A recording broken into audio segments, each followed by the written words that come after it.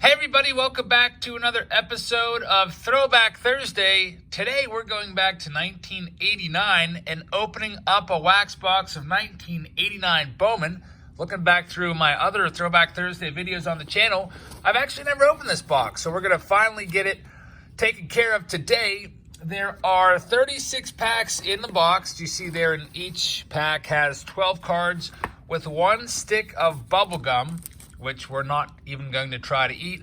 Here's the back of the packs, what they used to look like.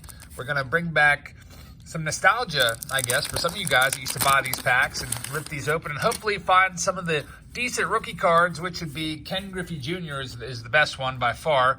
There's also Gary Sheffield rookie card in here. Craig Biggio is actually not in here, but we also have Tino Martinez and John Smoltz and some other guys like Robert Ventura and Jim Abbott. So there's Sid Fernandez, Yogi Berra, there is Tony Pena. One thing about these cards you'll notice is, hey, Ken Griffey Jr. in the first pack. How about that one? First pack magic. Ken Griffey Jr. rookie card. Hopefully you're not going to click off the video right away for seeing the best card pulled immediately, but this is the Ken Griffey Jr. rookie card. I wonder how many of these we could pull today. If we pull a bunch of them, maybe we'll give a couple away near the end of the video. So that's a pretty nice one right there. I think Beckett values that card at $8. Hall of Famer Ken Griffey Jr. right off the bat. Fred McGriff should be a Hall of Famer. And Vaughn Hayes, who I used to not like as a kid for literally no reason whatsoever. Anyway, here's our next pack. I forget how much these used to be back in the day. I want to say they're about 50 cents a pack. It doesn't have a price listed on the box or the packs, but that seems about right for that era. There's Mark Langston, Cecil SB, then there's Ernie Riles. And these cards, you might think, wow, he's passing over some really old Bowman cards. These are actually just reprints. You can see 1948 Bowman. It tells you what it is.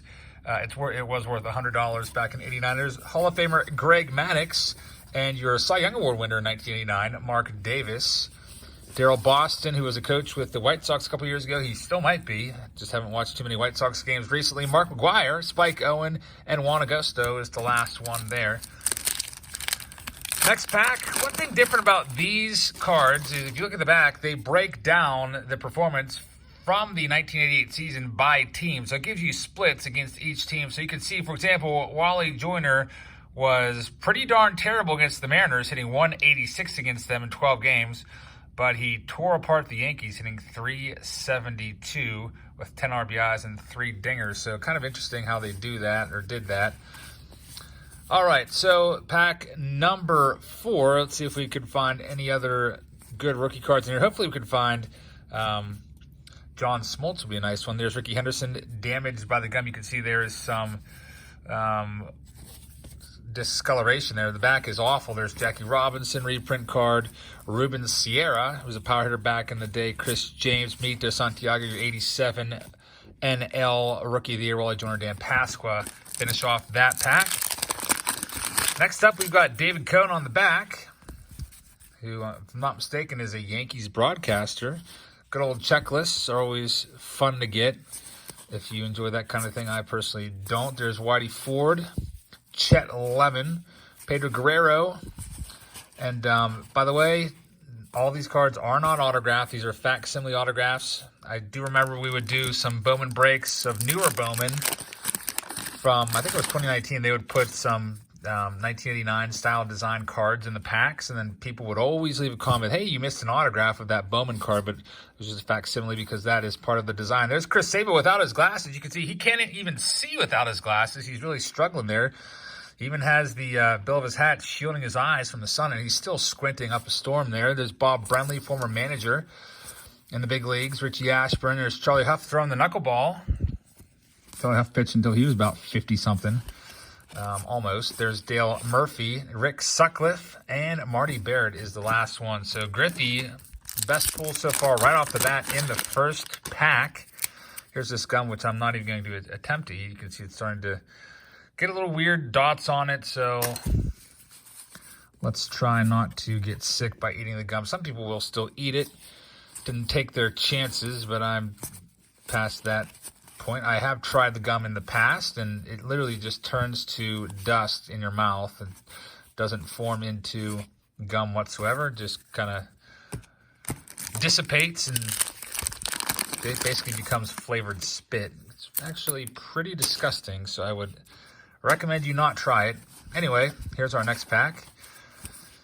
There's a Mickey Mantle. How about that one? I remember as a kid, I used to kind of like wrinkle these cards up a little bit and try to make it look like I had the actual one.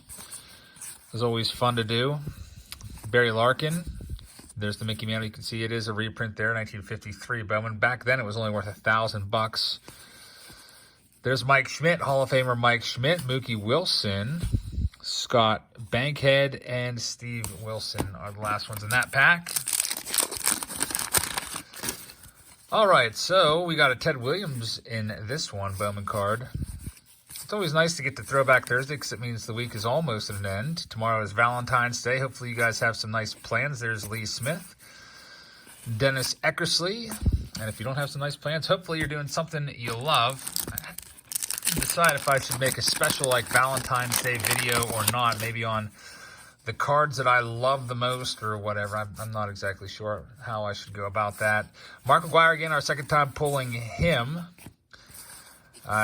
There's Greg Maddux. There's Robin Ventura, rookie card. Mike Marshall, who had a great season in 1988, hitting .277 with 20 dingers as I look at the back of the card. Bob Walk and Chuck Krim is the last one there. So we're about 25% of the way through this box. Luckily, the cards aren't sticking together too bad. The gum is pretty bad on the back of the card, though. You can see it does damage that last card. Front end also seeps through onto the back. There's Hall of Famer Jack Morris, Willie Randolph, Keith Moreland, Jeff Robinson, former Bucko, Eric Davis. One thing that my brother and I hated about these cards, and probably all of you had the same complaint, they were too big. They just did not fit into top loaders or penny sleeves. For example, I'll demonstrate here and grab a top loader in a second. Let's say you pulled a really nice card out of this. Oh, Ken Griffey Jr. and Sr. father-son card. You're super stoked about that. It was worth like $5 back in the day or whatnot. You wanted to go ahead and take care of that one. Jose Canseco would have been a nice one back in the day. So you got to put in your top loader, and what do you get? Well, we'll show you here. So, by the way, this card was kind of cool back then. There's the Griff. You can see it barely fits in there, coming up the whole way to the top, and they would sometimes stick out of the top of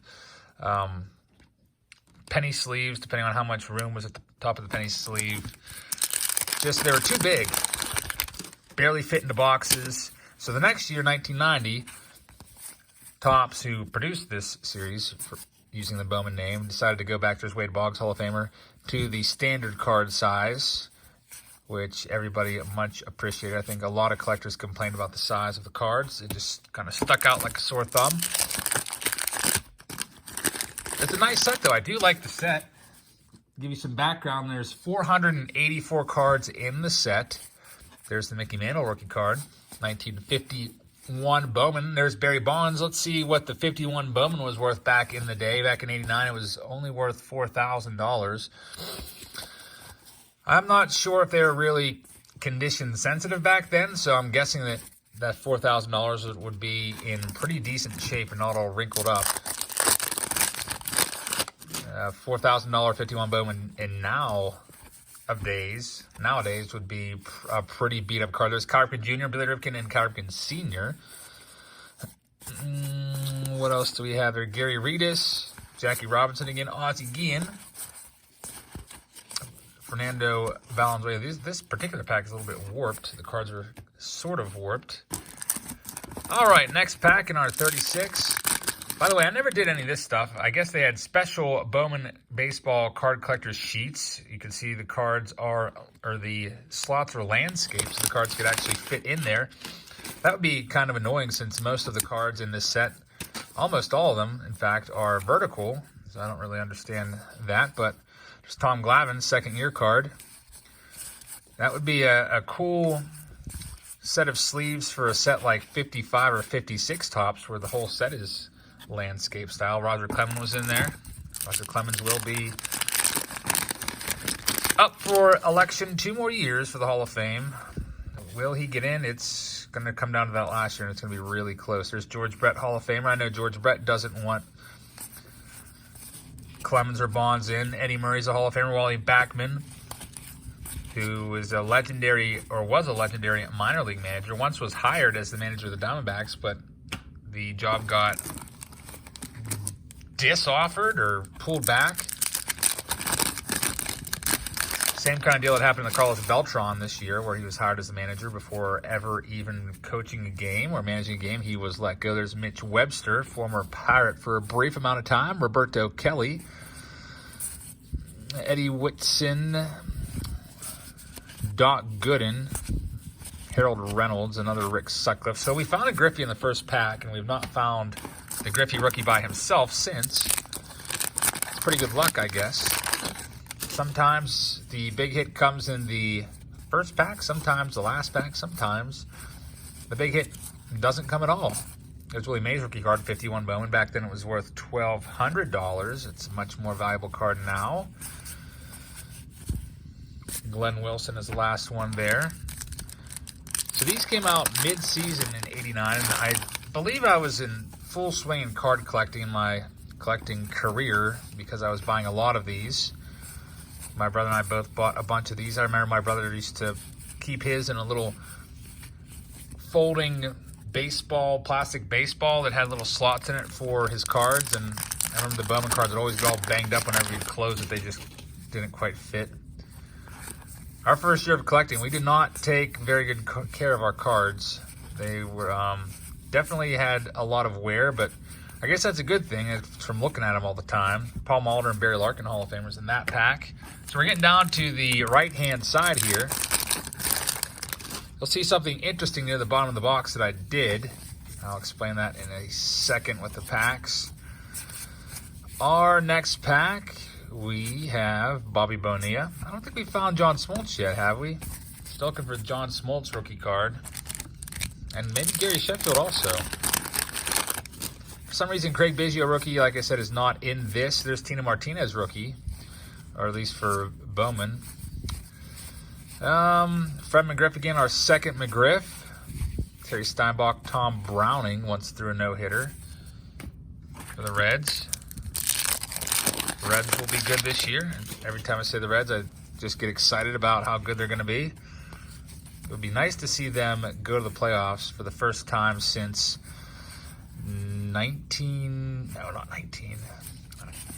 first World Series since 1990 if they ended up winning it, but they were in the playoffs in 2010. It's got swept away by the Phillies, and they also went back in 2013 and lost to the Buccos in the wild card game. But speaking of playoffs, the commissioner's office put out a really interesting proposal a couple days ago where they are considering expanding the playoffs to 14 teams, basically to be literally crazy, 7 teams from each division. So the way I understand it is the 3 division winners would go and then 4 additional wild cards. And I guess the best record in the league would get a first round bye and wouldn't have to play in the first set of first series, which would be 3 games. And so you'd have the 3 teams with the best record, the number 2 and number 3 division winners with the best record, and the top wildcard team. And they would get to choose their opponent, which is an idea which is pretty interesting. So, for example, last season, I do believe that the Astros had the best record in the American League, and the Yankees had the best or second best division record. So the Yankees would have had an opportunity, there's Ken Griffey Jr., to pick their opponent. They could have chosen the Rays, the Indians, or the Athletics? I can't remember, but that would be pretty interesting, and it would all take place on live TV, so some high drama to find out who your team is playing. I think MLB is trying to get the younger fans more interested in the game, in the playoffs, and that might be a way to do it. It's kind of a radical shift for sure. I'd have to think a little bit more about it before I gave it my thumbs up and stamp of approval or not, but it definitely does sound interesting, and I do like that MLB is thinking outside of the box. And one good thing, at least for me, since I live in a small market city near Pittsburgh, the Pirates never want to spend any money, so that would give them a better chance at sneaking into the playoffs at some point and creating more buzz around the city and keeping fans interested longer into the dog days of August and September. All right, next pack. Nothing crazy in there. Steve Buechele, the last one. So now we're down to the bottom of the box here. And I pulled some packs out of this. This is my last box, 89 Bowman. I ended up pulling some packs out for Patreon packages last month, so I didn't quite have a full box, but I did have some jumbo packs. So I replaced the packs that were missing with some jumbos, and so basically we'll get the same amount of cards in the box. The jumbos will be right there. I'll show you those in a second. We'll open those up, and maybe we'll find a Griffey in there. There's the father-son. That's Mel Stottlemyre and his son Todd Stottlemyre. There's the back. He passed away about a year ago, unfortunately. Brian Downing, John Franco, Don Mattingly, and Gary Carter. So now we get to these jumbo packs, which I've put in there. I put in 2 of them. They were $1.29 back in the day for 31 cards. So basically it's like 3 packs almost in one, which is a pretty good deal. You can see on the back they had some sort of sweepstakes going on to get an entire set of 53 Bowman. Back then it was only worth 10 grand. Nowadays it's probably worth, I don't know, in good condition, 10 times that. So here we go. Last 2 packs, they're jumbo packs. Looking for Griffey or Smoltz. There's Sandy Alomar Jr. He was a hot card back in '89. Turn these around.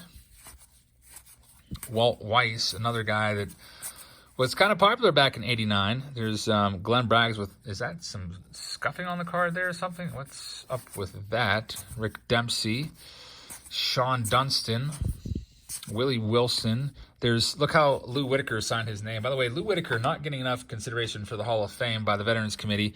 I don't know, I kind of find it odd that Alan Trammell gets in so easily. And Lou Whitaker, who's got some pretty comparable numbers, people don't even really think about him too much. But I liked Lou Whitaker a lot growing up. And look how he signed his name, Sweet Lou Whitaker.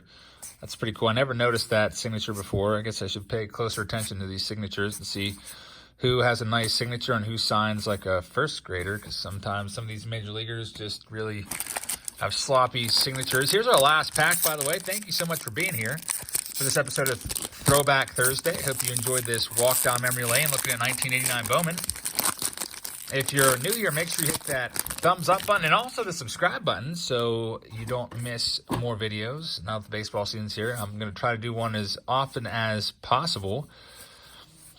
All right, so last pack, Paul Molitor, Hall of Famer. So I think there's another Hall of Famer 2 behind him. That's Jim Rice. Jim Abbott, rookie card. Andre Dawson, Hall of Famer. Edgar Martinez, Hall of Famer, second-year card. Jerome Walton was a really hot card back in the day. Everyone was all about Jerome Walton when this set came out. Jose Rijo, a couple more cards to find another Griffey. Harold Reynolds, got a little excited there because the background of the Griffey and the Reynolds are taken in pretty much the exact same location. Like, look at the background. The background is exactly the same. Got the same outfield wall back there, the same rock formation there. So every time I pull a Harold Reynolds, because I go from right to left, I pull it like this, and it looks like the Griffey's coming, but boom, it's Harold Reynolds. I get disappointed. Kevin McReynolds, Glenn Davis, Dave Valley, Gerald Young, and the last one there is the Duke Snider reprint. So at least we pulled both of the Griffeys, the Ken Griffey Jr. rookie card and also his father-son card. Bowman put a few of these in there in a little subset with Roberto Alomar and Sandy Alomar Jr. You saw the Stottlemyres, you saw the Griffeys, the Ripkins. So we pulled the 2 best cards, or this is the best card. This is arguably the second best card from the set. I hope you guys enjoyed this episode of Throwback Thursday. Again, make sure you hit the subscribe button and the thumbs up button. And I hope you guys all have a great Valentine's Day tomorrow and a great weekend ahead of you. Thank you so much for watching, everybody, and I'll see you all tomorrow.